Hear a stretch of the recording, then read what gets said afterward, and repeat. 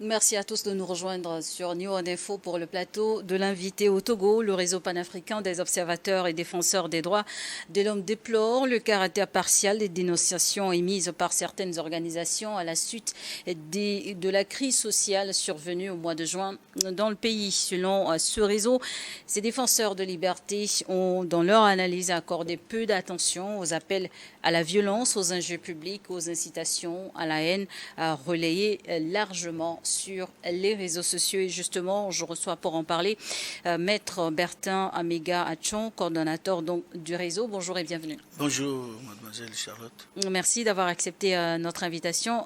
D'abord, expliquez-nous qu'est-ce que le réseau panafricain des observateurs et défenseurs des droits de l'homme et quel est votre rôle principal dans la communauté? Merci d'abord pour l'opportunité.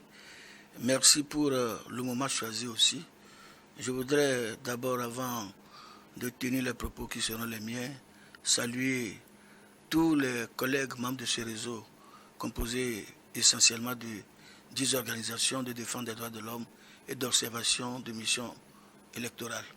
Ce réseau est composé de citoyens togolais, africains, et qui a pour mission de défendre, de promouvoir, de protéger les droits de l'homme, la dignité humaine et les libertés publiques. Nous avons constaté pendant longtemps que dans l'évolution de l'actualité politique de notre pays, il y a deux camps qui campent sur des positions préparées d'avance pour substituer les effets multiplicateurs de la haine aux effets unificateurs de la concorde. Et de ce fait, on introduit souvent dans les esprits des Togolais les détestables semences du fanatisme et du manichéisme qui habituent tous les Togolais, ou bien la plupart, à considérer la totalité des amis, des idées amies comme bonnes et celles des idées adverses comme mauvaises. Et de ce fait, on a crétinisé, fossilisé le débat politique. Nous sommes dit en qualité, ou bien en tant que défenseurs des droits de l'homme, en tant que des gens qui sont appelés à respecter le principe de l'universalité des droits de l'homme, nous devons quand même tenter de recadrer de temps en temps les associations qui, parfois, je ne suis pas aussi sévère, qui parfois sortent du cadre légal de leur activité. Justement, avant d'en venir, pour encore mieux découvrir votre organisation et son terrain d'action, vous n'intervenez donc pas uniquement au Togo? Nous n'intervenons pas uniquement au Togo. Nous avons fait plusieurs missions d'observation pendant le moment électoral, au Sénégal, en Mauritanie, en Côte d'Ivoire, on en a fait beaucoup. Et c'est des occasions au cours desquelles nous tentons d'apaiser les populations, de discuter avec eux, de leur faire comprendre qu'une élection, c'est un match de football où nécessairement il devrait avoir un gagnant. Et que le gagnant doit, avec le vaincu, jouer au fair play. Nous avons pensé, je disais au Togo, que malheureusement, pendant un bon moment, les gens confondent la chose. On peut créer une association. Avez-vous donc fait les mêmes observations à l'issue des événements qui se sont donc déroulés au mois de juin dernier? Quelle est votre analyse en tant que défenseur des droits de l'homme? Bon, en tant que défenseur des droits de l'homme au Togo, nous avons constaté pendant les malheureux événements de juin 2025 que beaucoup de personnes, par émotion ou passion, ont oublié que parfois des causes... C'est pour ça que vous parlez de fanatisme tantôt? Oui. Les mêmes causes produisent souvent les mêmes effets et dans les mêmes conditions. Alors, je pense que nous devons occulter de l'esprit des Togolais un certain nombre de quiproquos. Une organisation de défense des droits de l'homme n'est pas une ramification de partis politiques, ni une association satellite pour soutenir une obédience politique donnée. Nous avons pour mission fondamentale et principe sacro-saint la neutralité, l'objectivité, l'impartialité et l'autonomie. Et en quoi? Allez-y. Vis-à-vis des pouvoirs publics, vis-à-vis des partis politiques et vis-à-vis des organisations qui ont une tendance vers une chapelle politique donnée. Par exemple, vous verrez des associations créées naguère qui sont les fans de tel parti, associations pour soutenir tel parti, et nous devons faire la dichotomie entre associations et partis politiques. Les partis politiques ont pour mission fondamentale la conquête et l'exercice du pouvoir.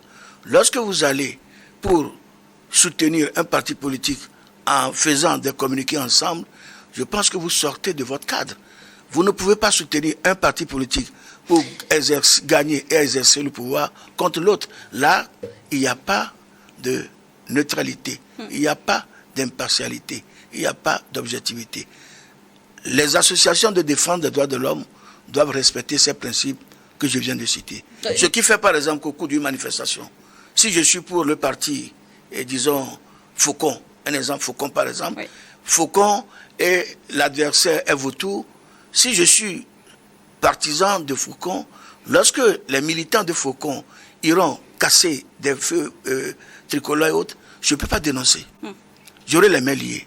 Mais par contre, si je suis libre d'esprit, si je suis libre d'opinion, de pensée, je crois que je peux faire un rapport acceptable. Maître Achon, si vous le permettez, vous, en tant que travailleur du droit, si je peux le dire ainsi, quelle est donc la frontière? Aujourd'hui, de plus en plus de mouvements naissent, des mouvements de soutien, des associations, aussi de partis politiques. Comment justement observer l'amalgame et respecter les frontières entre ces différentes caractéristiques?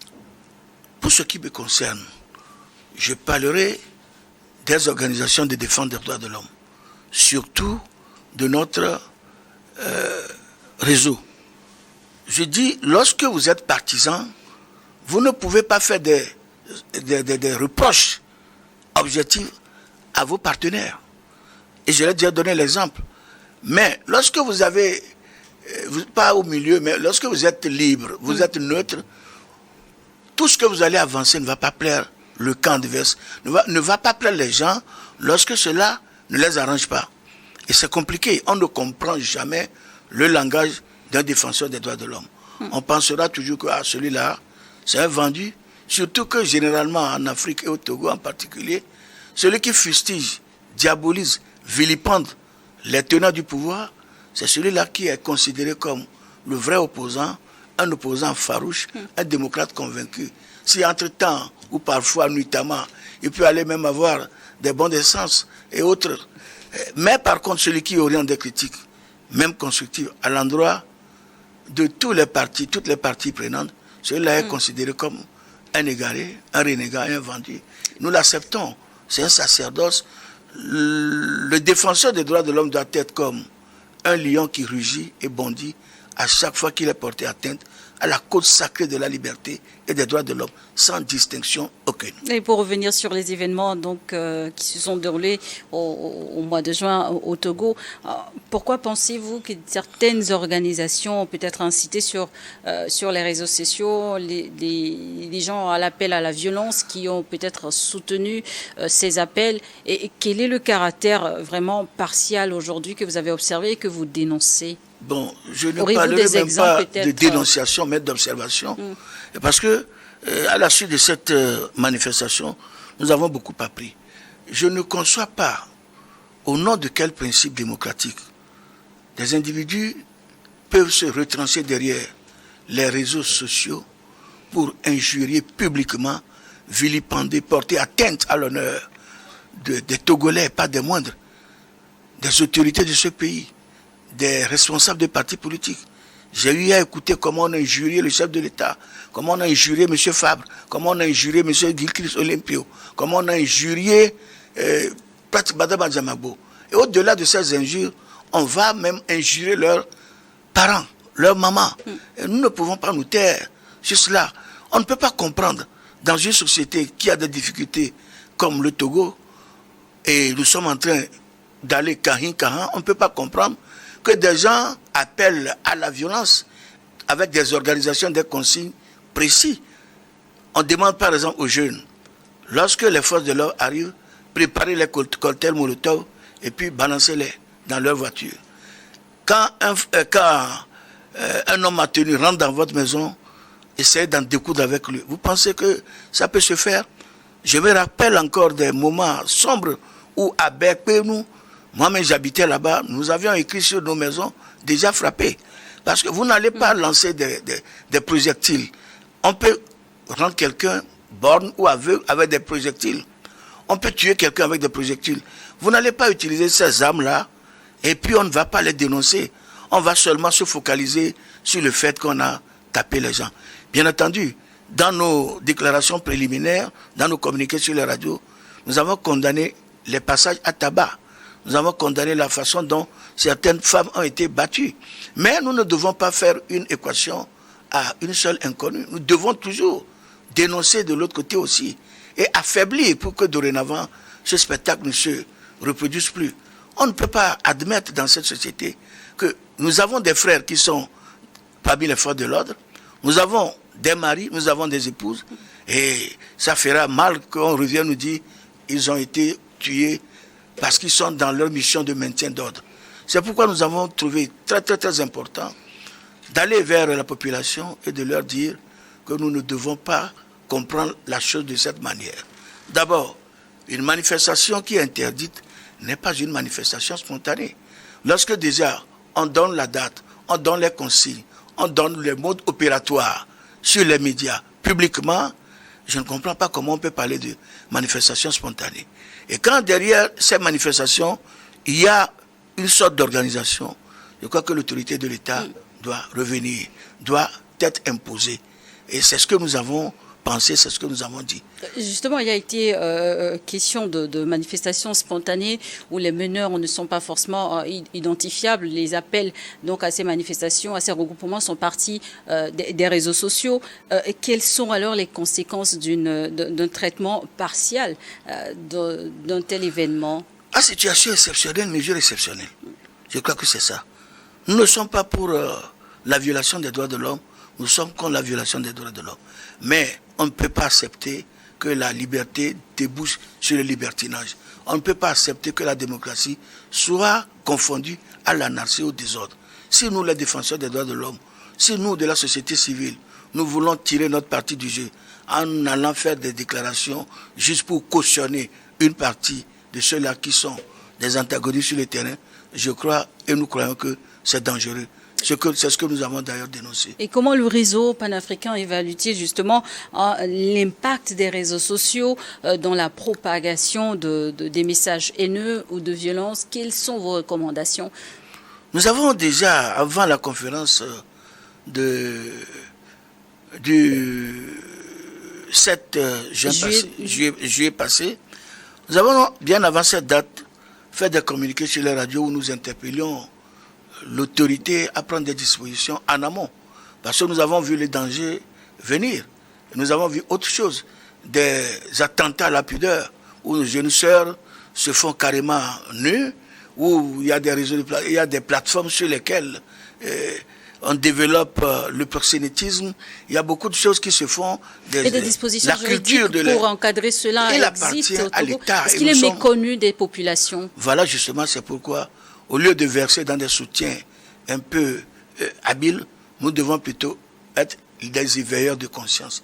Nous devons être ceux-là qui sensibilisent, ceux-là qui informent et forment. Il nous appartient, l'État aussi doit intervenir pour soutenir les associations de la société civile pour ce programme de sensibilisation. Parce que moi, je vais vous raconter une petite histoire. Le 27, j'étais sorti pour aller faire le monitoring de ces manifestations. J'ai vu 4 jeunes, 13 ans, 12 ans. C'était le deuxième jour de deuxième jour, 12 ans, 13 ans et 14 ans, 14 ans au niveau d'Adide Gomme derrière notre siège. Et ils ont été surpris par les forces de sécurité. Je suis sorti. J'ai apprécié le commissaire que j'ai vu le jour-là parce qu'il a vraiment fait son travail. Il m'a dit, maître, demande-leur où vont ces enfants-là.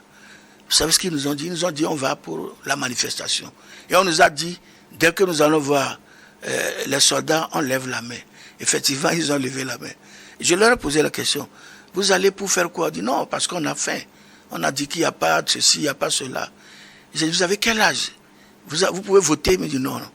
Vous allez retourner chez vous. Vous avez tous eu votre BEPC. Si vous voulez des stages, venez me voir, vous allez travailler pendant les vacances. Quand bien vous n'avez pas l'âge, je vais prendre des dispositions juridiques pour que vous trouviez un peu de sous. Mais allez vers cette aventure pour une manifestation qui n'est pas autorisée, je vous en prie. C'est comme ça que nous avons conjugué les efforts, nous, moi et les agents de sécurité, pour faire rentrer ces enfants-là calmement. Il y en a d'autres où, arrivés en ville, on a vu pratiquement qu'il y avait de l'électricité dans l'air, ou si on ne fait rien, ce serait de la catastrophe. On a essayé de discuter avec les gens, ils ont compris que tant que la manifestation n'est pas autorisée, on ne doit pas tenter d'affronter ou bien de défier l'autorité. Vous avez fait votre part et selon vous, quelles sont les responsabilités des organisations de défense des droits de l'homme dans la couverture des crises sociales? Responsabilité, je ne dirais pas, mais plutôt je dirais les dangers, puisque j'ai essuyé des coups de pierre. Nos responsabilités, c'est d'être les observateurs avisés, de voir ce qui se passe, de tenter d'apaiser les esprits et de faire un rapport en bonne et due forme, sans tenir compte des considérations ou des considérations. Vous appelez à la non-partialité dans le traitement des sujets. Voilà. Et quels sont, justement, vous avez parlé de dangers, quels sont les dangers d'une analyse biaisée ou partielle dans le contexte des crises socio-économiques ou politiques? Le danger, c'est que beaucoup de citoyens se retrouvent parfois dans ces regroupements ou associations. Et surtout, lorsque ces derniers vont bénéficier de votre charisme, ils vont penser que ce que vous êtes en train de leur donner comme consigne, c'est la réalité, alors que ce n'est pas ça. C'est des propos souvent teintés de matraquage idéologique, basés sur le mensonge, la manipulation des consciences, les coups bas, les intoxications, juste pour faire venir des gens dans son camp. Alors que le Togo n'a pas besoin de cela. Je disais la fois dernière que ce qui divise les Togolais est minime par rapport à ce qui nous unit. Nous partageons un même pays. Il y a une sorte de brassage aujourd'hui. Moi, j'ai beaucoup de sœurs et frères qui se sont mariés, soit au nord, soit à l'ouest. Mais on nous brandit parfois la guerre civile. Et là, ça ne peut pas être la réalité. Nous devons plutôt faire en sorte que le tissu social, qui est en quelque sorte troué, soit avec la contribution des uns des autres, ces gens-là soient totalement bourrés. Au lendemain de ces événements, pour vous, quelle doit être la priorité dans l'esprit de chaque Togolais? La priorité, c'est une prise de conscience. C'est une analyse de la situation de notre pays. La démocratie, nous savons que c'est le moins mauvais des systèmes politiques, mais c'est une conception. Et tout ce qui est conçu par l'être humain peut être adapté à sa réalité. Ça peut être adapté à sa posture. Je crois qu'au nom de la démocratie, nous ne devons pas accepter de jeter des pierres à nos frères qui ont choisi d'encadrer les manifestations. Et au nom de la démocratie, nous n'accepterions pas aussi que nos frères qui sont en tenue rentrent dans les maisons, tabassent ceux qui sont faibles, tabassent les femmes. Au nom de la démocratie, on ne peut pas accepter ça. C'est pourquoi nous disons qu'il faut nécessairement aller vers la sensibilisation, aller vers l'information et même l'éducation de la masse. Et dans un esprit d'apaisement, comment est-ce que le réseau panafricain qui est le vôtre peut-il encourager une approche plus équilibrée et objective dans l'analyse des situations critiques? La situation qui prévaut est tellement complexe et compliquée que même aujourd'hui, si le chef de l'État dit « Ok, je veux quitter le pouvoir, venez, on va discuter », je ne sais pas comment ceux-là qui depuis l'Hexagone appellent à la manifestation, refusent aux partis politiques de prendre le relais, dit que c'est au nom du peuple. Je ne sais pas comment on définit le peuple dans ce contexte précis. Comment ça pourra se faire? Je crois que nous devons sortir de l'utopie et aller vers la réalité. Le terrain politique, le siège gouvernemental, c'est pour les partis politiques. Le temps des coups de force est banni. Donc je pense que chaque parti politique doit essayer de parler à ses militants, de les éduquer. Et pour une manifestation, il faut respecter les règles. Durer la loi, mais c'est la loi. Et comment aujourd'hui travailler à rétablir le dialogue entre le gouvernement togolais ou également avec les différentes parties prenantes, notamment la diaspora togolaise? Nous, notre devoir n'est pas de rentrer dans l'organisation étatique. Nous souhaitons, et nous avons lancé dans ce communiqué aux autorités, aux partis politiques, un rapprochement. Il faut qu'ils se donnent la main, il faut qu'ils discutent parce que même après les 2 premières guerres que nous avons connues, les fins se sont soldées par des assises, des tables rondes, des conférences. Yalta, on a tout compris. Le Togo, à l'heure actuelle, devrait songer à aller vers là. Le Togo a beaucoup de chantiers. Le Togo a son agenda. Le Togo est dirigé par des Togolais. Ils ont leur agenda, ils ont leur programme. Et il faut que ce programme, cet agenda, soit fait au nom et dans l'intérêt général du Quelle peuple influence togolais. un dialogue sur le plan national pourrait avoir sur la dynamique actuelle? Non, la question, je crois que même dans un couple, dans un foyer, lorsqu'il y a problème, les deux parents discutent, les antagonistes discutent.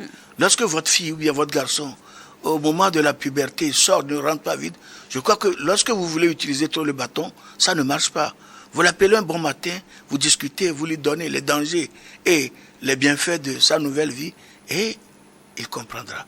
Je crois que c'est ça.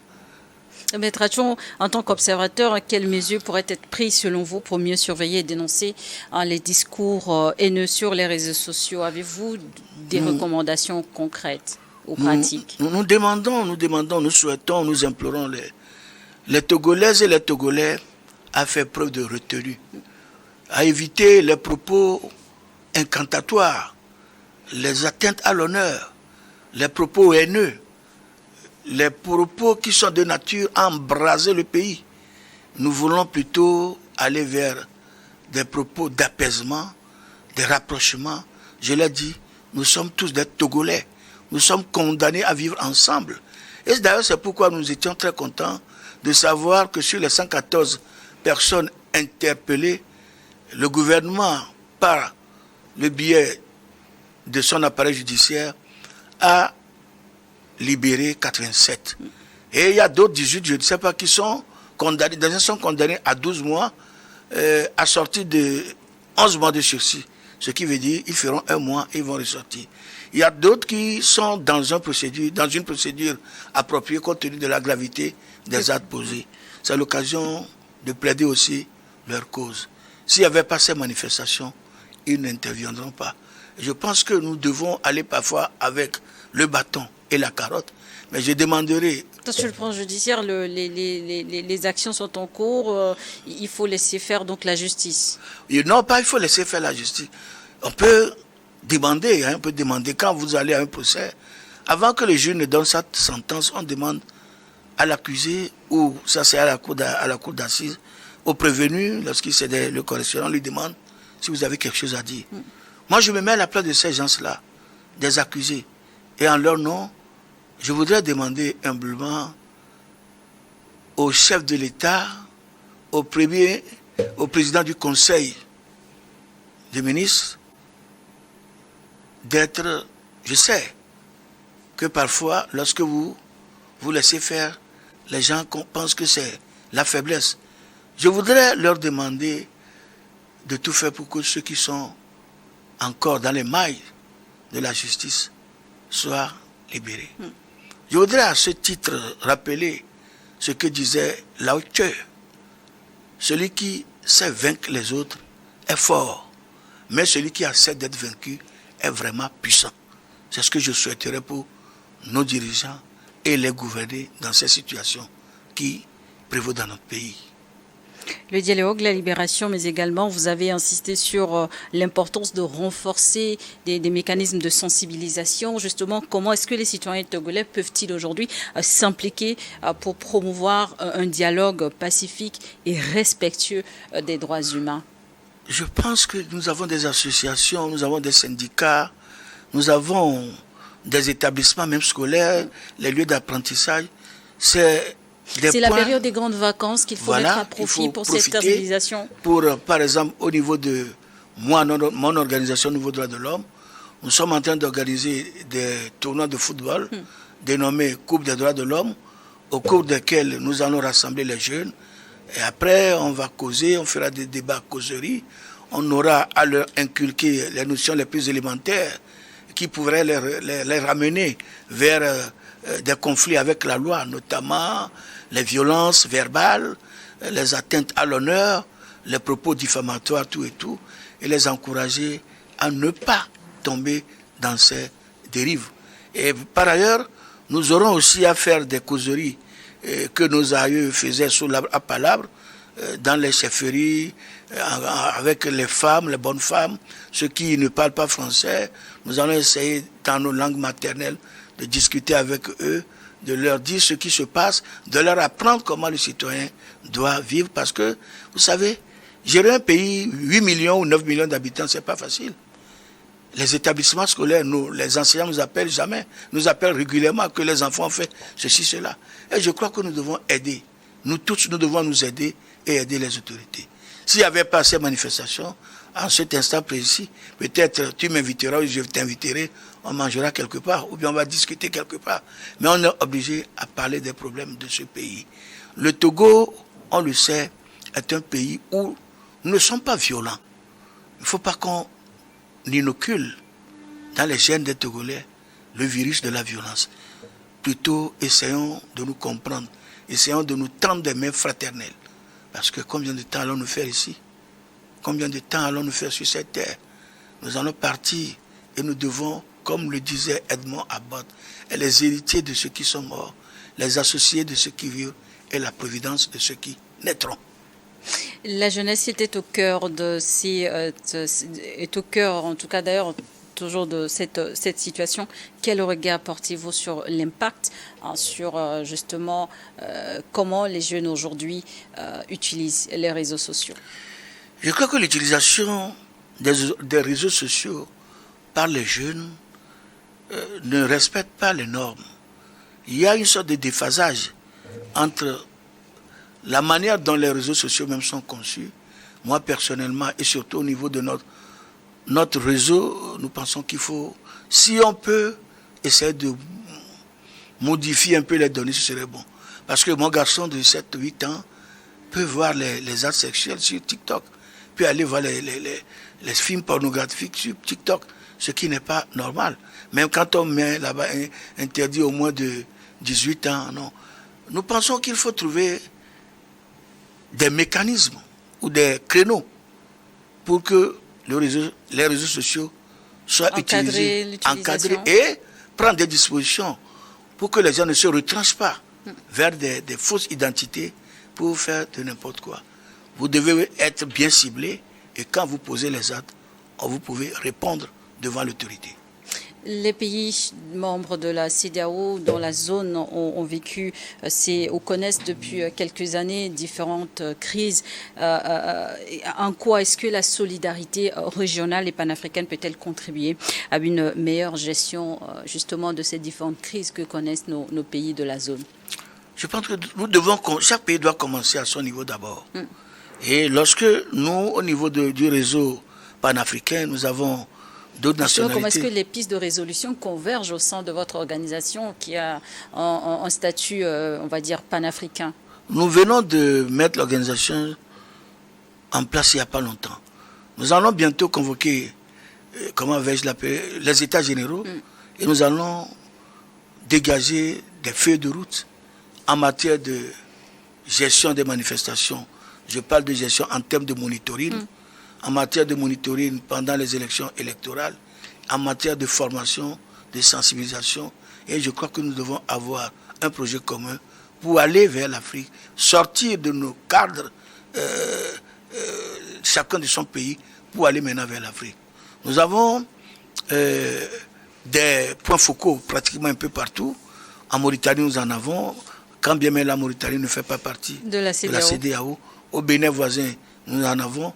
Nous sommes en train de vouloir élargir nos branches un peu partout pour que à moyen terme, nous puissions atteindre des objectifs. Et en matière d'intégration, où se situe l'AES dans vos prévisions?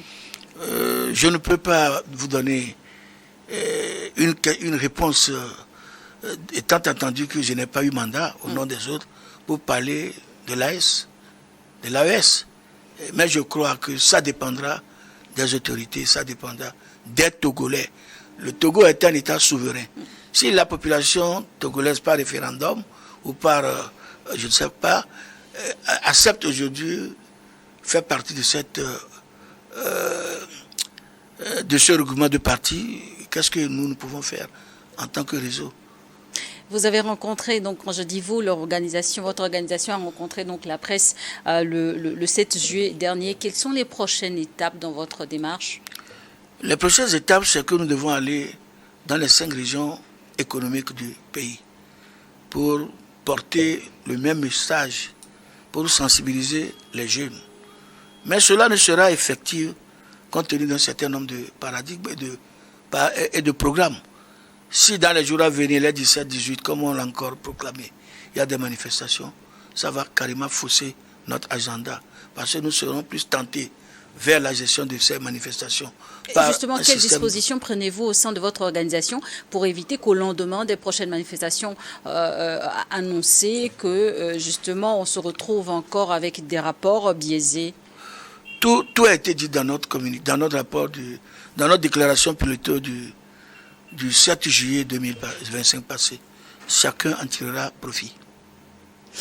Merci d'avoir accepté à répondre à nos questions, Maître Bertin Amigan-Atchon. Je rappelle que vous êtes le coordonnateur du réseau panafricain des observateurs et défenseurs des droits de l'homme. C'est moi qui vous remercie. Merci à vous également de nous avoir suivis dans l'invité sur Nihon Info.